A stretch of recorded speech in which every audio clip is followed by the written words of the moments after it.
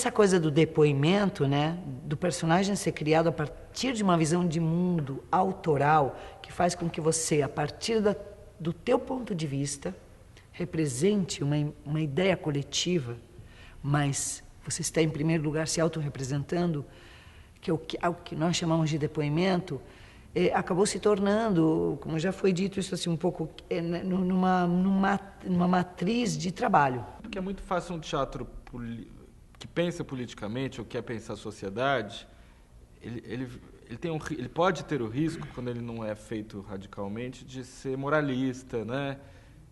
E de ser idealista. E a gente acho que foge um pouco disso na medida em que pensa as coisas materialmente, nas relações econômicas, nas relações materiais. Tem um certo anti-idealismo, o que não deixa de ser algo utópico também, quer dizer, tem uma prática utópica, a vontade de que as coisas sejam diferentes e melhores. Mas a gente tenta não falsificar a verdade, e fazer com que o público estude um caso contraditório em cena, que foi o que a gente está estudando quando está trabalhando na sala de ensaio.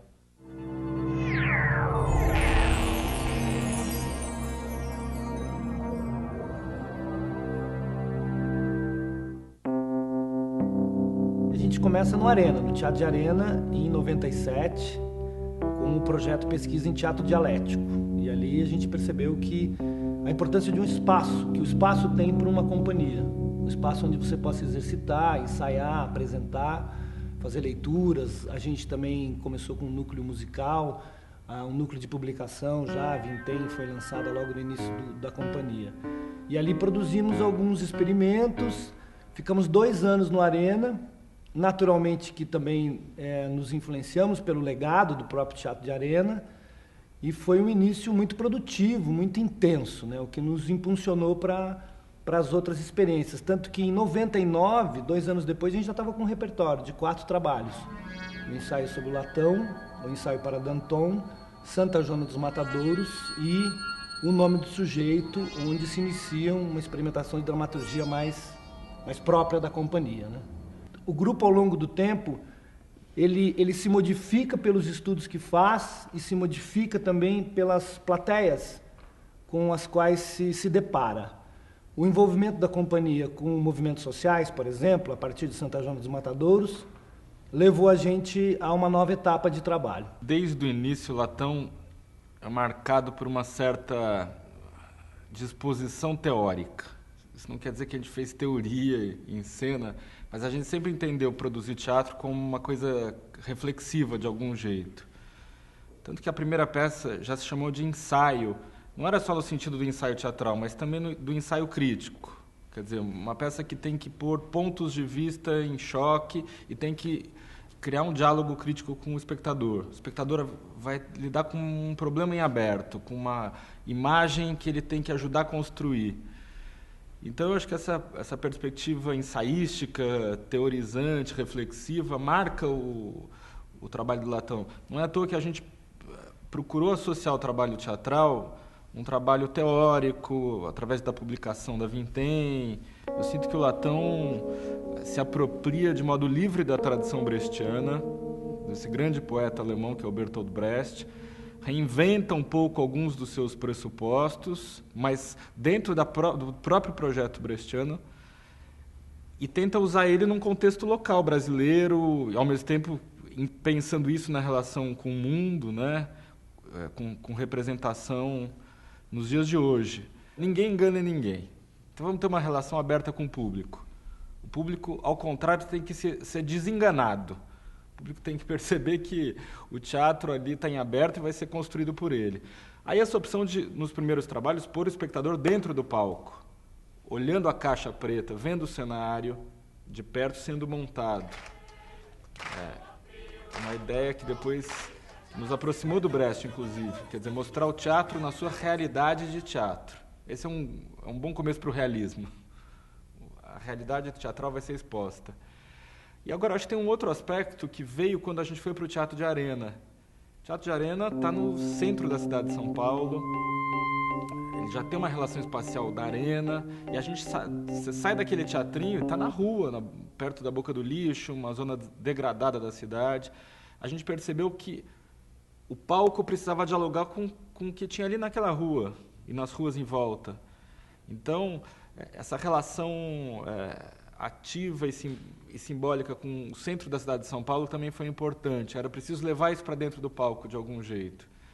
Então, eu acho que nesses dois caminhos, do desengano do próprio teatro e da procura de fazer o teatro ser contaminado pela rua, a gente foi construindo a nossa relação cênica.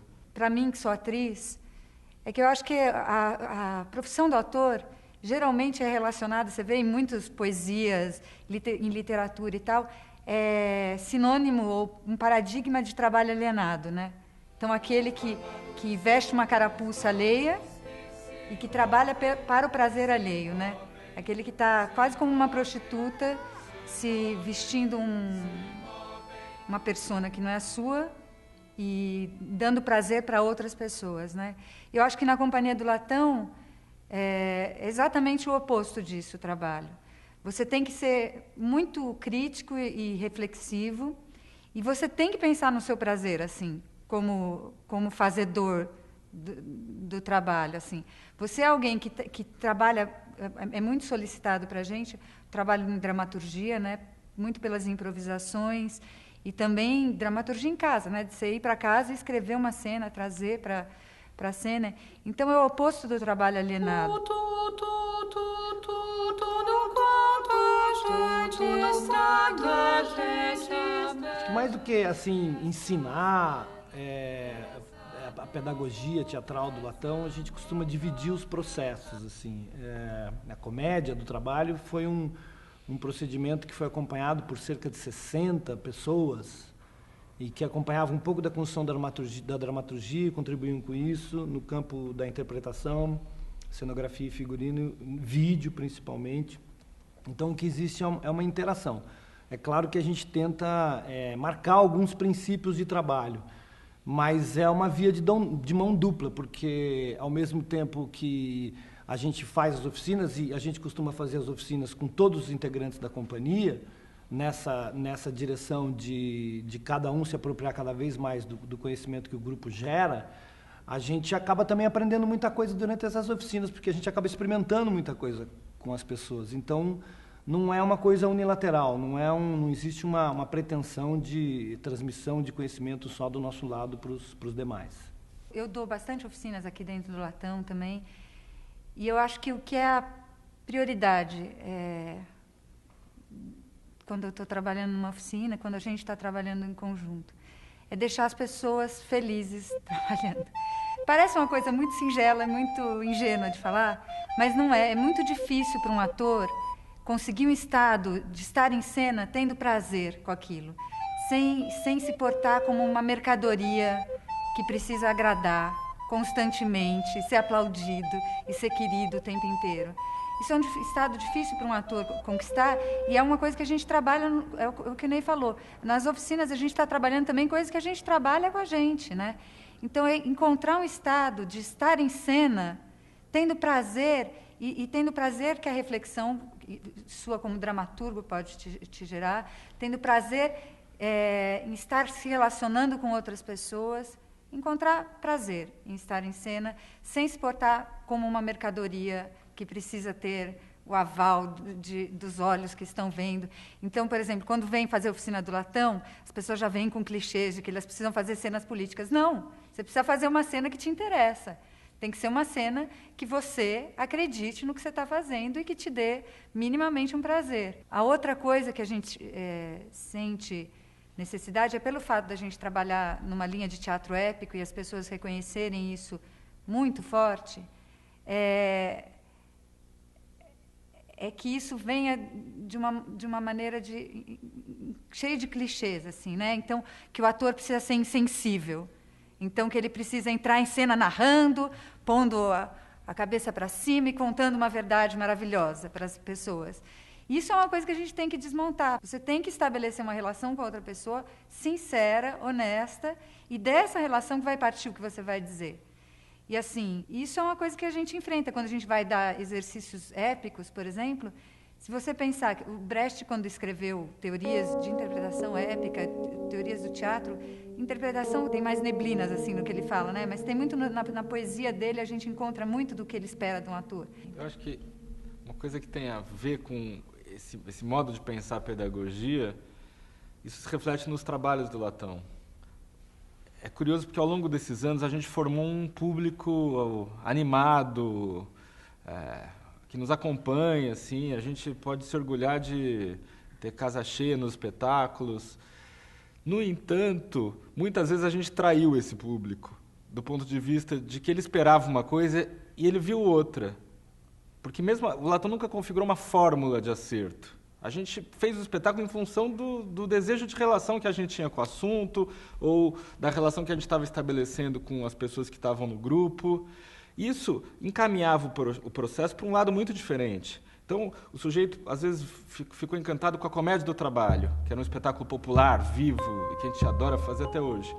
O espetáculo seguinte era O Alto dos Bons Tratos, que é uma peça seca, dura, inteligente, irônica, e que não faz concessão ao humor, não tem música quase.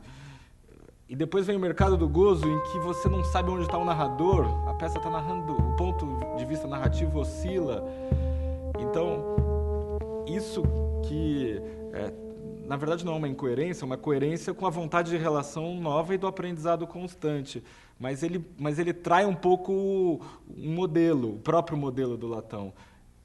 Por outro lado, eu acho que é isso que nos faz continuar. É o que dá vida do trabalho até hoje. Assim, ele está renovado por essa capacidade de mudança constante que ele tem. Uma coisa também que tem a ver com essa coisa da quebra de uma expectativa, que aparece muito nas oficinas, que é essa expectativa pela oficina, quase que venha aprender como fazer aquilo que o cara vê em cena. E as oficinas, em geral, nunca partiram disso, né? Elas partem de um assunto que a gente está interessado em estudar e convida pessoas a se interessarem também por aquilo, né? O ensaio sobre a comuna não partiu de vem estudar o teatro épico, né? Vem estudar o texto do Brecht, que a gente está interessado nisso, ver como é que ele refletir isso no Brasil hoje, tal. Uma oficina que a gente deu no Recife, por exemplo, a gente estudou uma cena, uma cena muito curta da Mãe Coragem, que tinha a ver com um assunto que nos interessava naquele momento, e a gente quis estudar ou seja, nunca vai partir da forma, né? A gente parte, inclusive nas oficinas, né? Ou seja, não é só na nossa prática cotidiana de fazer o teatro que vai ser encenado, mas também nas oficinas não se parte da forma, né? Olha, o teatro épico é assim, parte de um assunto. Isso que eu acho que é muito importante também, né? Porque isso reflete no trabalho cênico também, né? A gente percebeu que a gente não fazia só pesquisa de linguagem. A gente fazia pesquisa de assuntos. A gente tinha que criar um projeto de estudo para o grupo. E cada processo criativo de um espetáculo foi um processo de estudo para a gente. A gente começou a se inteirar daquele tema, convidava a gente para conversar, fazia seminários internos, fazia improvisações. Então, quer dizer, você criava uma espécie de cultura construída coletivamente sobre um tema, e o espetáculo era uma espécie de testemunho desse aprendizado. Eu acho que isso foi uma coisa que foi ficando cada vez mais forte e a gente foi fazendo com cada vez mais radicalidade ao longo dos anos. Isso. A gente já fez experimento com o drama psicológico, com o sentimentalismo derramado, com o melodramático, com a escola cômica, com a tradição cômica universal, a tradição cômica brasileira. Dependendo do processo, a gente vai atrás de algum ou outro recurso, mas a gente não se baseia propriamente numa técnica ou noutra. Cada etapa é uma etapa de estudo, de um tema, de modos, de formas, e com isso a gente aprende bastante. Cada indivíduo dentro da companhia aprende para si e aprende coletivamente. As coisas interessam pela sua ambiguidade, pela sua possibilidade de mudar, por você ver o avesso delas, por ela apontar outra coisa. Então eu acho que mesmo quando a gente trabalha numa cena realista...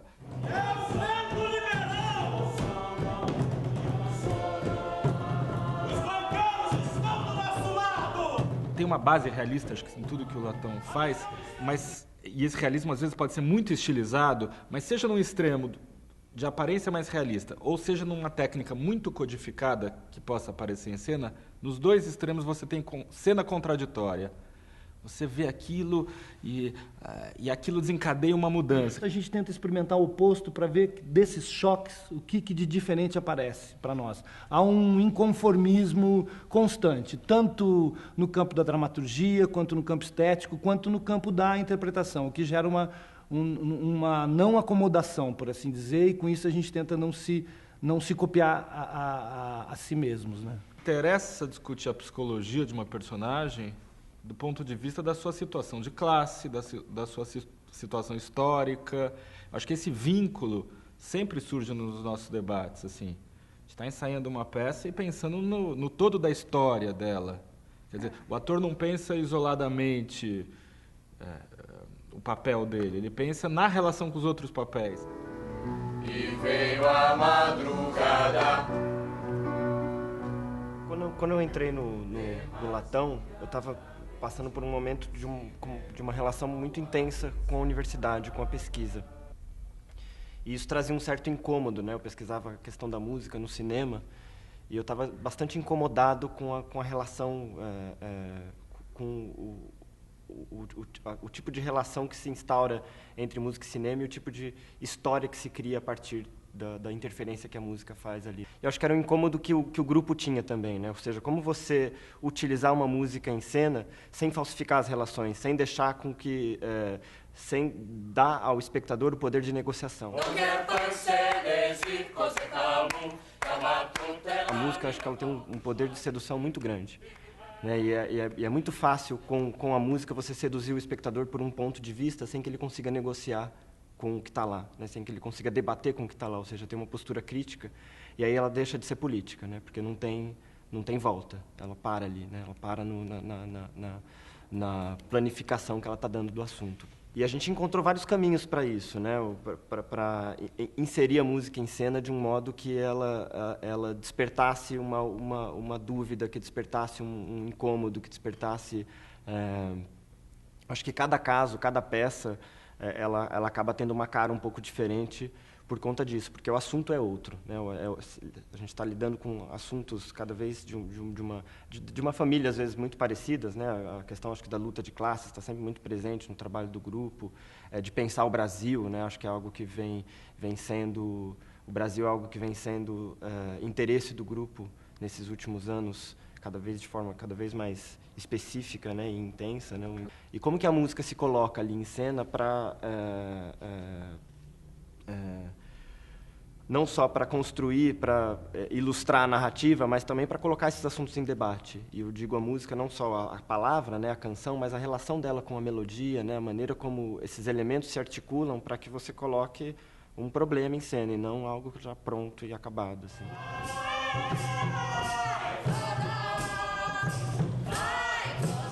Por mais que a gente tenha como referência grandes obras universais, como, por exemplo, no nome do sujeito, a gente partiu do Fausto, do Goethe, do Marlowe.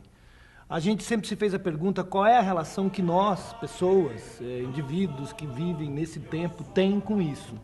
Se tem importância esse tipo de coisa para a gente, se isso marca as nossas vidas ou não.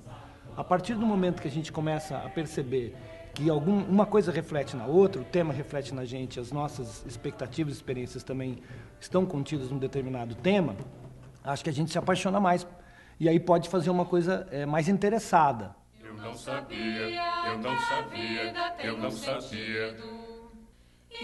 Desde o início também houve uma aposta na questão dramatúrgica dentro do grupo. Quando eu formei o núcleo de trabalho que ocupou o Teatro de Arena, eu convidei 4 dramaturgos para trabalharem comigo.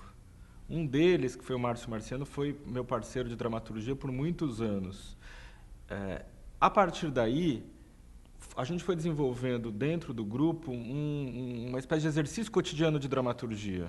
De outro lado, eu acho que, já no nome do sujeito, houve uma percepção crítica nossa de que a gente precisa, para pensar a tradição dialética e épica no Brasil, a gente precisava pensar também um pouco que tipo de sociedade a gente tem, que tipo de comportamento da elite, o modo como a ideologia da cultura entra aqui. E a gente, observando isso, percebe que a gente tem modos muito diferentes dos europeus. O teatro tem que ser diferente aqui. O comportamento ambíguo da burguesia nacional ao longo da história, esse longo processo de formação, exige uma dramaturgia que reflita essa ambiguidade. No Nome do Sujeito, por exemplo, a gente entendia que era tão difícil de captar esse comportamento que a gente resolveu tirar o barão de cena. O representante da elite nem aparece, tão difuso ele é. É uma dominação que é exercida de modo invisível ali. Isso foi reaparecer, essa questão de uma indefinição burguesa associada a uma dominação violenta apareceu em outras peças, como na Comédia do Trabalho, em chave ridícula. São gêmeos, que você nunca sabe quem é quem. Uma personagem diz assim, tipos muito ambíguos esses. Então, eu vejo que aí tem uma vontade de interpretar um pouco a história do país, entender o que significa produção cultural dentro dessa história, para poder experimentar com formas novas. Eu acho que o Latão foi construindo uma dramaturgia coletiva, de um lado, e radical, na medida em que ela se pôs a pensar um pouco a realidade brasileira no campo da forma também. Esse estudo de uma elite nacional, acho que tem também a compra dos valores dos oprimidos, dos valores dos opressores. Isso em todas as peças do Latão você vê. A ideologia, o tipo de pensamento burguês nas camadas mais baixas da sociedade. Aquele que não tem propriedade nenhuma. Tinha uma peça que eu fazia uma prostituta e o sonho dela não era deixar de ser prostituta ou salvar todas as amigas dela desse mundo corrompido e não sei o quê. Contra o cafetão. E contra o cafetão. Ela ia se tornar uma cafetina. O sonho dela era juntar uma graninha e virar uma cafetina para poder dispor um monte de mulher para trabalhar para ela. Pensando esteticamente, eu acho que o Latão ele assume a heterogeneidade dele. Então, assim, nós somos diferentes uns dos outros, individualmente, e eu acho que essa diferença vai para a cena. Vai para a cena no modo como cada ator representa.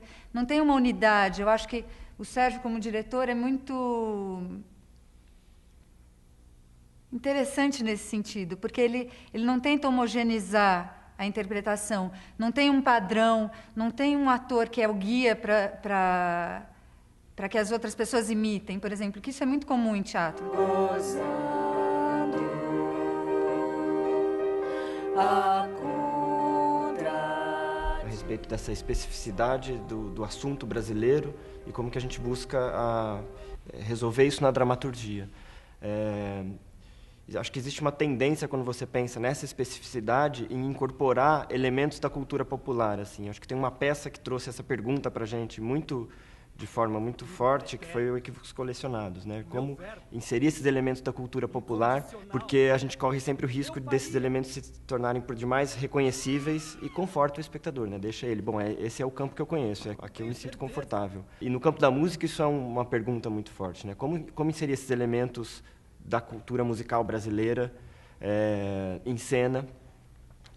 Ou seja, como trabalhar a questão do específico do assunto nacional, usar esses elementos, mas sem cair na questão da forma reconhecível. Como representar, né, essa música em cena e colocá-la de maneira crítica. Né? O Equívocos, por exemplo, usava elementos do samba, né, mas era sempre de uma maneira torta, estranha, esquisita. A sambista ela samba de uma forma estranha. Tem sempre algo que é aquilo, mas também não é, que poderia ser outra coisa, poderia ser diferente. O Latão começou a utilizar vídeo e tecnologias da imagem no sentido de entender a própria experiência. Isso começou lá atrás na Comédia do Trabalho, quando a gente usou uma equipe de vídeo que estava dentro da sala de ensaio trazendo material que os atores reelaboravam.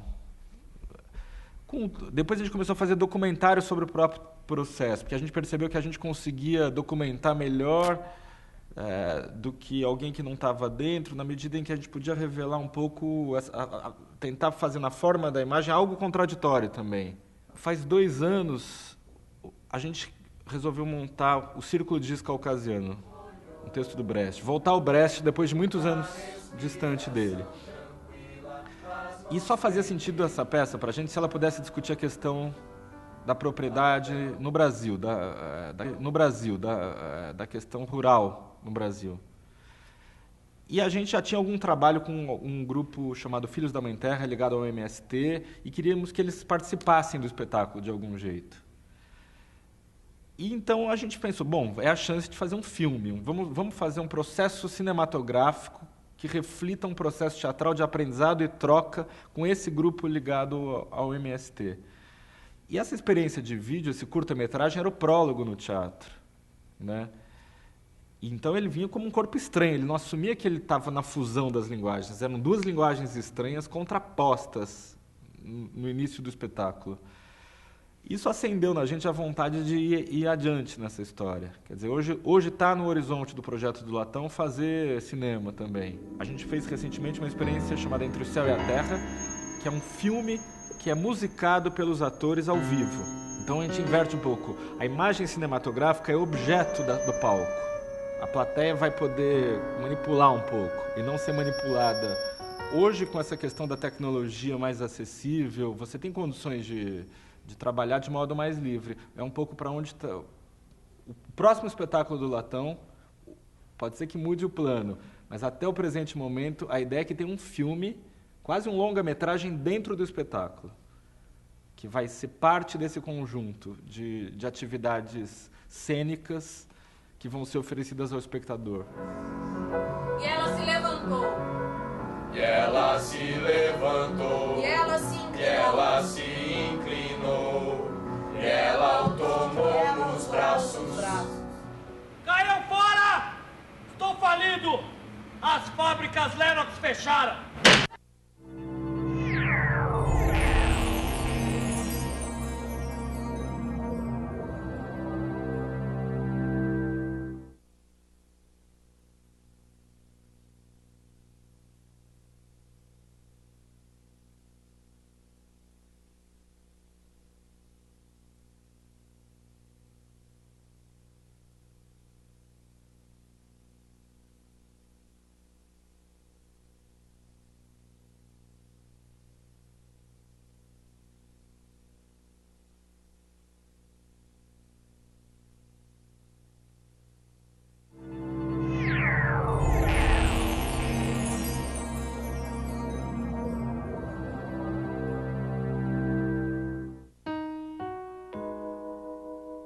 Bartolomeu surge de uma vontade estética, na verdade, né? Não era a priori a ideia de fazer um grupo, de ter uma companhia, e sim, eu vinha de outras parcerias, de outros momentos artísticos, e tinha um projeto que chamava Bartleby, um escriturário, um texto do Melville, que eu tinha uma concepção para esse texto que aliava ao teatro o hip-hop.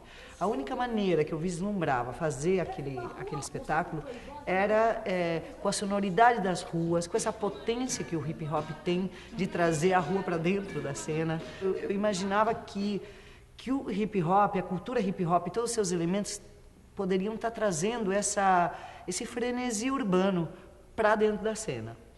E, para isso, eu chamei o Eugênio Lima. Naquele momento específico, ele tinha se machucado, ele tinha parado de dançar e eu queria que ele fizesse toda a parte de movimento do espetáculo, que ele fosse um parceiro também conceitual do projeto. Aí ele falou, me dá um tempo, me deixa o projeto que eu vou ler e vou ver se ele é contundente. Aí depois ele me ligou e ele falou assim, quero fazer, mas tem que ser do meu jeito. Então eu quero fazer a parte musical também. E eu falei assim, tá bom. Tinha acabado o grupo que era a unidade móvel, estava no processo de finalização dessa fase da unidade móvel e estava realmente muito ressabiado com qualquer tipo de iniciativa que fosse na direção de reconstruir algo artisticamente. Ela chegou, apresentou o projeto, eu falei, olha, muito legal, só que eu tenho duas coisas que eu queria falar. Eu não quero mais dançar e eu não gosto de teatro. Aí ela falou, então tá bom, então acho que a gente pode trabalhar junto. Eram duas linguagens, o teatro épico e o hip-hop, com muitos pontos em comum, mas com muitas ações antagônicas. E isso contracionava muito bem para esse espetáculo, que trazia essa antagonia né? Essa dualidade patrão e empregado, riqueza e pobreza. A gente viu que um espetáculo era apenas assim uma fagulha do que a gente poderia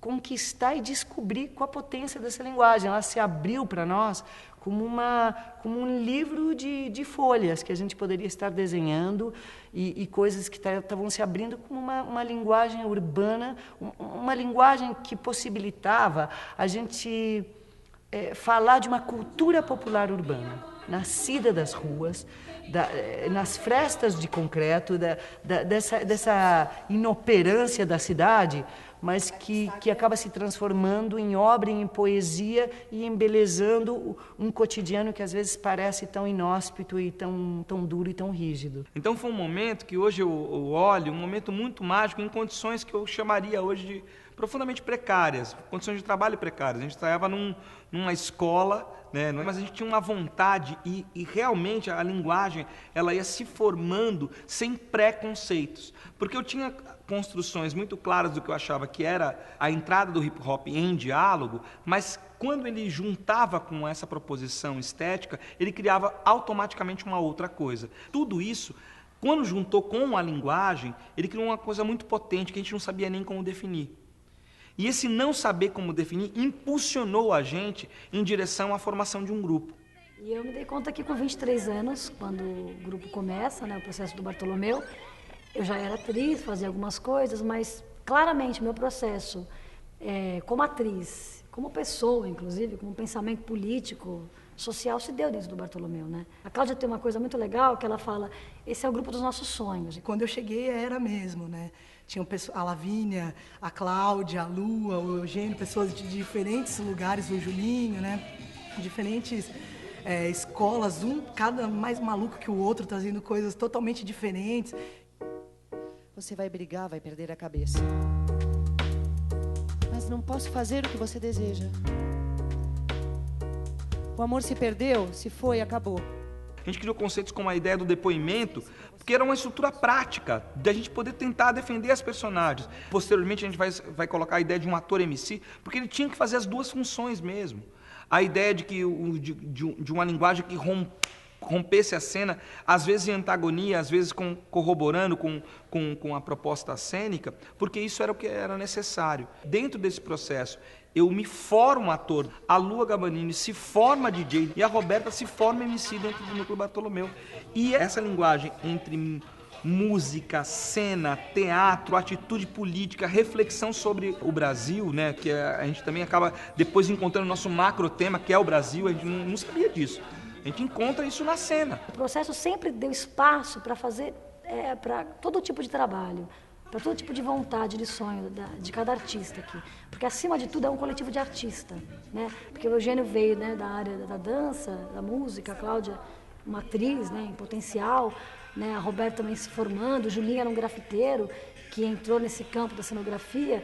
Então, era uma discussão de artistas, né? É óbvio que a gente escolheu o teatro como forma, mas dentro desse teatro, a linguagem ela vem se desenvolvendo muito nessa perspectiva de como se comunicar. Essa coisa do depoimento, que é você sentar e defender uma lógica de um personagem, parece uma coisa simples, mas não é.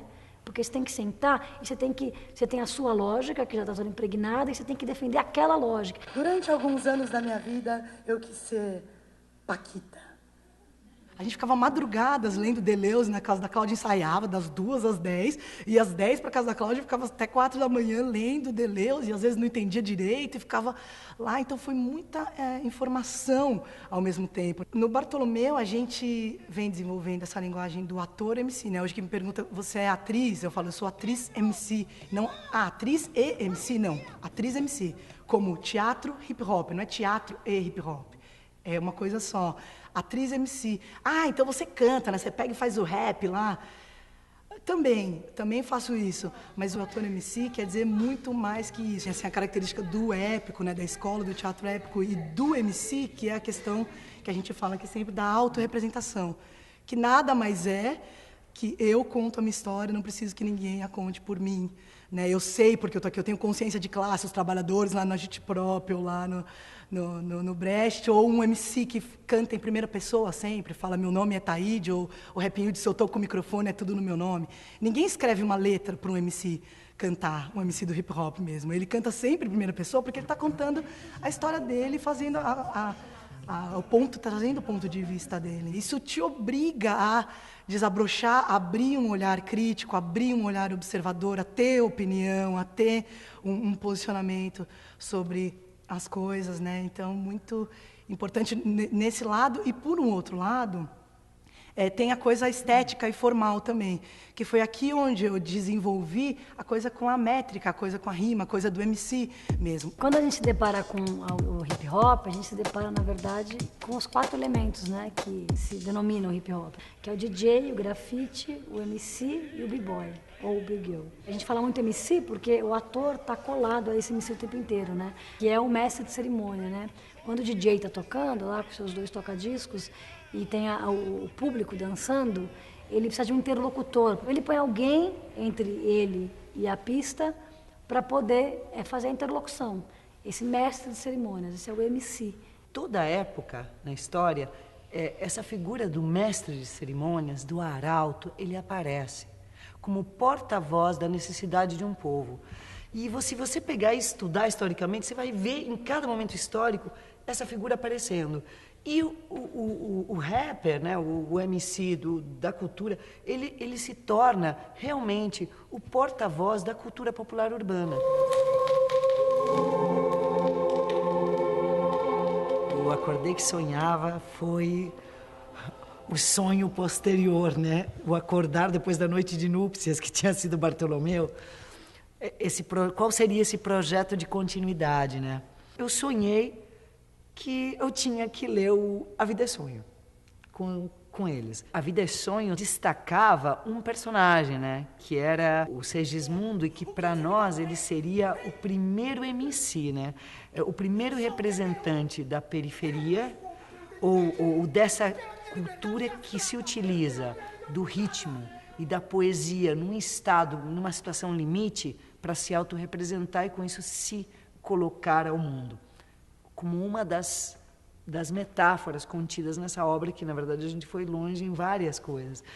E aí a gente começou a construir esse imaginário dessa peça inspirado nisso, assim, nesse homem que está preso num mundo, embora é uma prisão, digamos assim, imaginária, porque ela não está estabelecida com grades, mas ela existe, ela é tão potente que te prende do outro lado, e a relação com esse outro lado, que é o mundo acontecendo, a vida como ela é, nossa potência, e essa barreira intransponível, né, de um lado da vida e do outro. Porque se no Bartolomeu a gente encontra a linguagem, no Acordei que Sonhava a gente encontra nosso macrotema. Então, se no Bartolomeu você tem a linguagem, você também tem as relações de trabalho muito claras, era uma posição de relações de trabalho, empregador-empregado, o não fazer, né, a resistência pacífica ao imperativismo do capital, né, as relações de fronteira entre uma linguagem blocada no hip-hop e a linguagem da cena, o teatro. No Acordei que Sonhava isso se mistura e aí surge, eu acho que é o nosso macrotema, que é a ideia de uma identidade brasileira. Que pelo insolente seria despedaçada, e eu... Nesse segundo trabalho, os elementos já começaram a se amalgamar. O que era uma divisão clara, assim, de um lado a cultura hip-hop e de outro o teatro, e isso começa a se fundir no Acordei que Sonhava, criando uma arena única, onde realmente assim, o DJ está dentro da cena e é personagem, ele não está pontuando a cena ou comentando de fora, e sim na narrativa, na trajetória. Né, a DJ é a Rosaura, que é, por exemplo, que começa a trama, né? A partir dela, toda essa trama acontece. Então, o MC é o narrador que conduz também toda a narrativa. Começam a surgir, a partir dessa posta em cena do Acordei que Sonhava, alguns conceitos que até então eles estavam sugeridos, mas eles não estavam visíveis. Então, assim, eu tenho um ator e um MC em cena, criando uma cena de antagonia, uma tensão dramática. Então, um é ator e o outro MC, ou os dois são atores MCs que, cada um de sua maneira, dialogam criando uma situação dramática. Então, os conceitos novos e híbridos começam a se apresentar e, naturalmente, começam a delimitar e a propor estruturas de cena. Que o Segismundo, ele começa, as primeiras palavras que ele profere são em Yorubá, são numa língua que nem português é. Trazendo claramente, né, uma relação de uma matriz africana dentro daquela cultura periférica e uma oposição direta com uma outra cultura, que era uma cultura de uma outra matriz. E o Basílio, na sua cadeira de roda, representando a inoperância do Estado, mas um Estado que é racializado, um Estado que tem cor, em oposição a uma periferia que também tem cor. Nesse embate, a gente descobre o nosso macrotema, que é se debruçar sobre a identidade brasileira, e aí a gente tem uma fábula de heroísmo, a gente elege um protagonista, que é o Segismundo, que liberta o povo e tudo. No meio disso tudo, como o processo histórico é maior do que a construção de um grupo, existe um processo histórico de eleição do primeiro trabalhador à presidência da República, e a gente se depara com a construção de uma trajetória semelhante à trajetória do Segismundo. Então, o MC ele passa a ter uma conotação coletiva, ele já não é mais um alter ego ou detetive, ele é o povo, né? E o Segismundo, né, a gente não aceita o final da fábula, reconfigura o final da fábula e coloca o Segismundo fazendo discurso que é um discurso que ele é transhistórico, porque o que é a vida? A vida é sonho, ela não se resume à história. Então, a gente aponta uma questão, o que é a vida? E os sonhos, o que são, né? Então, a gente coloca uma interrogação, e uma interrogação que é um discurso transhistórico.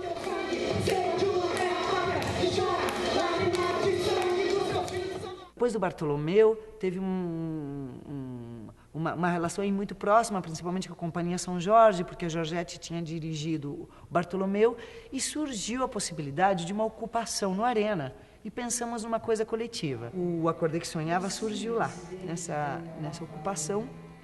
Inclusive, como eu falei, né, desse ser social, desse ente social Segismundo, claro que estarmos no Arena, com todo o peso histórico que esse teatro tinha, influenciou diretamente as escolhas estéticas e temáticas, né, do espetáculo. Mas, ao mesmo tempo, essa proximidade com o centro, né, porque é uma loucura, né? O centro de uma cidade, principalmente de uma cidade como São Paulo, ele é um pouco o painel da diversidade, da potência que é o povo daquele lugar, né? Nos deu muito a vontade de trabalhar na rua. E foi o momento em que a lei do fomento se consolida e se abre o primeiro edital, e a gente entra nessa primeira edição com um projeto Urgência nas ruas, que era uma sequência de intervenções na rua, né, para estabelecer uma contracena direta com o transeunte, ele na sua função de público, flagrado ao acaso, né, porque sempre nesses questionamentos, né, o que está acontecendo? O público não vai ao teatro, somos nós que estamos fazendo uma coisa, mas também existe uma coisa de um posicionamento que o público tem que começar a ter em relação ao seu papel. Né? É uma função social tão importante quanto a minha de estar em cena. Vamos chegar num lugar, provocar uma ação cênica, ou um estado, ou uma imagem, e ver o que isso estabelece na cidade, enquanto mudança na relação social, de mim para com o outro, e como modificação do espaço público. Urgência nas ruas, eu acho que é o nosso mergulho à alma da cidade mesmo, do centro de São Paulo, e a ideia de propor intervenções, a ideia de ser permeado, a gente sabe, é uma hora que a gente olha para si mesmo e fala, peraí, mas a resposta não está dentro dos muros do teatro, nem da minha ideia do que seja a música. A gente precisa ir para a rua, precisa extrapolar. A resposta está em outro lugar que não está apenas na nossa relação com a criação. O material, na verdade, além da questão dessa relação com o público e de interferir no espaço público, a gente ficou, assim, bombardeado de imagens, de material, de relações, de personagens, que quando a gente voltou para dentro, que era bem a imagem do voltar-se para dentro, depois desse tempo na rua, a gente tinha um material que a gente falou assim, bom, ninguém tinha dúvida que a única possibilidade que teríamos era falar dessa navegação pela cidade. Falar por essa viagem que nós tínhamos empreendido, né, de dentro para fora, agora era de fora para dentro. Então, a gente não sabia exatamente o que seria, mas sabíamos que era com esse material que a gente tinha colhido de informações que a gente ia trabalhar. E começamos um projeto que chamava Lendas Urbanas, que era o resultado dessa observação da cidade. A gente viu na Odisseia uma estrutura perfeita para falar dessa navegação nas ruas, né? Porque o Odisseu, o próprio Zé Ninguém, né, na busca de se transformar em alguém, era exatamente o personagem que mais tinha chamado a nossa atenção pelas ruas da cidade, e mais, era no que nós tínhamos nos transformado, também nas ruas, quando você percebe que você, por mais potente que a tua cena seja, a cidade é soberana, ela que manda, o caos impera.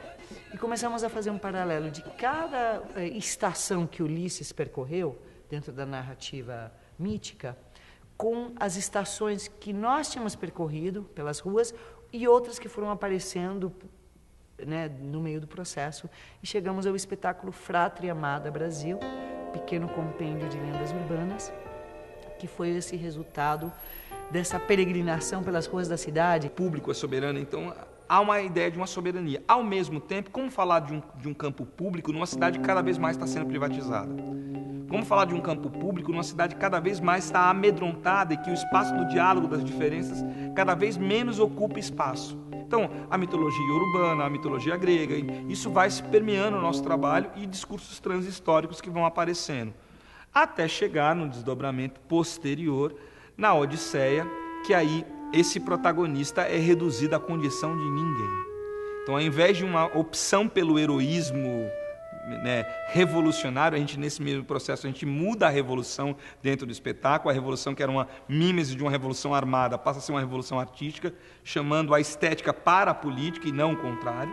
E quando chega, a gente se depara no Frátria, e esse Zé Ninguém vai contar a sua história. E aí o Frátria, eu acho que ele é uma ode à construção histórica desse Zé Ninguém, que é um arremedo de povo, mas que é um arremedo de povo que, mesmo diante de todas as mazelas, ainda tem capacidade para contar a sua própria história. É o ponto máximo dessa busca de identidade, desse enfrentamento diante de uma identidade possível. E aí, por isso que ele surge já no nome paradoxal. Ele é Frátria, universal, antropos, reino dos irmãos, lugar sem o Estado, né? Brasil, Estado, identidade, construção identitária, negros, brancos e índios, mitologias ameríndias, negras, brancas, enfim, tudo isso eu acho que acaba sendo o caldeirão de uma grande construção, que precisamos discutir a identidade, discutindo também as relações sociais. Então, um discurso lírico que é muito próprio da dramaturgia da Cláudia, acaba encontrando a sua forma política, que é a análise desse coletivo sobre o país que vive, sobre a situação que vive, e as necessidades desses artistas de contarem a sua própria história com uma urgência de que, se não fizer isso, eles vão sucumbir. Quem que é esse homem que a gente está falando, né? Que é a gente mesmo, a gente vai ter que colocar mais na roda aqui as histórias, do ponto de vista, abrir umas coisas, é o homem comum, e esse homem comum perpassa pelas nossas histórias, então talvez tenha que sangrar um pouquinho e trazer esse ponto de vista mais próximo, né? Porque, sei lá, a humanidade, o homem, o Ulisses, mas quem que é esse homem? O que tem da gente, também essas pessoas que a gente está falando? Que história que a gente vai ter que abrir aqui também para isso bater, né? Para isso bater no público e voltar para a gente com verdade.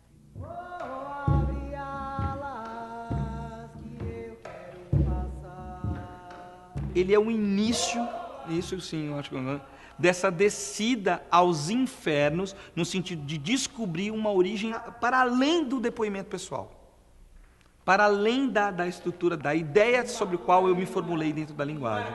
E não é à toa que, a partir daí, a gente vai se deparar com o nosso atual projeto, que é o Pagelança de Guarupi no Congá, caminho dessa hip-hopera, né, de uma ópera que contenha o hip-hop. Esse processo de pesquisa que, ao entrar em um armário, são diversas portas, que vão abrindo outras portas e outras portas, mas o caminho, ele quase que é orgânico, porque as dúvidas acabam aparecendo e você tem que encontrar elas em outro lugar, porque aquele lugar anterior já não dá mais conta de responder todas as questões. Até porque essas portas, elas são construídas diariamente na criação cotidiana, na relação com o outro.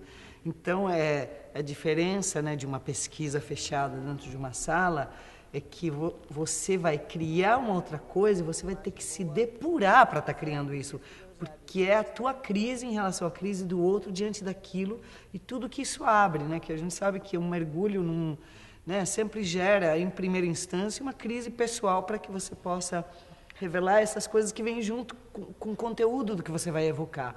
Então, administrar uma pesquisa cujo material é o homem, entendeu? Com suas questões diárias, né? Então, como é que a gente vai amalgamando isso também, sem deteriorar as relações, convergindo tudo isso para a cena, né? Colocando tudo isso no trabalho e, por outro lado, revigorando essas relações, né? E de novo, tudo se desfaz, tudo. Comece. Chegou o fim de semana, todos querem diversão, só alegria, nós estamos... O que é mais legal de tudo isso é a possibilidade e a potência que o teatro tem de continuar criando mundos e imaginários. E que, para isso, a gente precisa de um tempo, porque você não fala assim, pronto, criei um imaginário, né? Você tem que se inspirar, você tem que beber, você tem que sofrer, você tem que morrer e renascer, você tem que propiciar mortes e renascimentos cotidianos, você tem que se angustiar, você tem que se inconformar para poder ter vislumbre de outras coisas. E que é isso, entendeu? Que, na verdade, essa potência que a gente tem, meio fênix, que o teatro tem de morrer todos os dias, né? Porque morre, renasce, morre. É justamente a riqueza que ele tem dessa liberdade absoluta, entendeu? De poder criar instantes únicos, entendeu? De beleza, e quem viu, viu, mas que ficam tão registrados que acabam reverberando e criando outros imaginários. Então, acho que é importantíssimo. A gente só faz teatro por isso, porque ele é uma resistência insana, né?